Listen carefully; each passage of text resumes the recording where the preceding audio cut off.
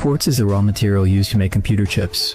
It's first crushed, ground and purified in a high-temperature furnace until it becomes monocrystalline silicon with a purity of 99.99%. This silicon crystal is then sliced into 300mm wafers, each just 0.75mm thick. A barcode is sprayed on the back, and a small notch is cut from machines to recognize orientation. These wafers are extremely fragile. A single chip can shatter with the lightest bump. Each wafer costs about $100, but when processed into CPUs, its value can soar to $100,000, making it more than 10 times pricier than gold. However, not every chip that rolls off the line is perfect. Each grid on the wafer must undergo rigorous testing. Defective grids often differ only in performance, so testing software marks each one, classifies them by yield rate, and assigns performance tiers. That's how Intel defines its lineup: i9, i7, i5, and i3 processors, with lower price models having more defective or disabled cores. Inside a desktop CPU lies what we call a chip, one integrated circuit containing 24 computing cores, a memory controller, and a built-in GPU. If you zoom in on one core, you'll see 44,000 transistors, which represent only 0.0017% of the total transistor count.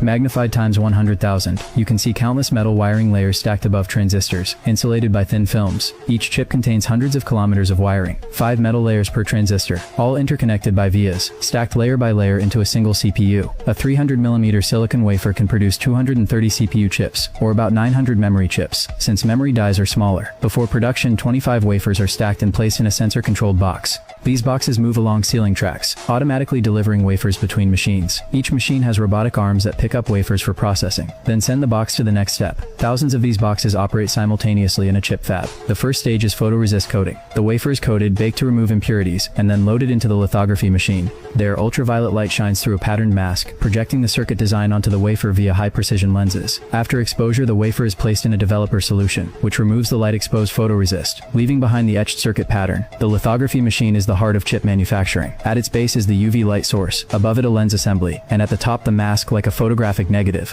Light refracts multiple times before shrinking the pattern to 4-pore scale, projecting it precisely onto the wafer's surface. This process, lithography and etching, is repeated for every circuit layer. Each mask is a 6-inch square, holding patterns for 2 CPU designs. The lithography tool effectively copy-pastes the blueprint onto the wafer hundreds of times, writing billions of transistors in minutes. A high-end CPU might require 80 layers, meaning 80 separate masks, each costing $300,000. To keep up with demand, over 400 machines operate simultaneously, producing 50,000 wafers per month, over 10 million chips, and still that's not enough to meet global demand.